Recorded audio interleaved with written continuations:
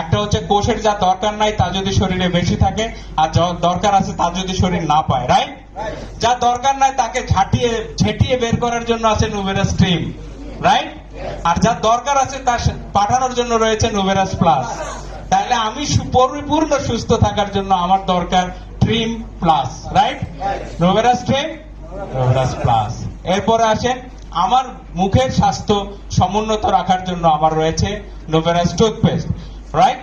এবং আমরা যারা ওবেসিটি বা অতিরিক্ত মেদবহুলতা থেকে নিজেদেরকে সুস্থ রাখতে চাই, আমরা স্লিম থাকতে চাই, সুন্দর ফিগার রাখতে চাই, ডেফিনেটলি তারা নুভেরাস স্লিম এবং নুভেরাস স্ট্রিম একসাথে খাবো, রাইট?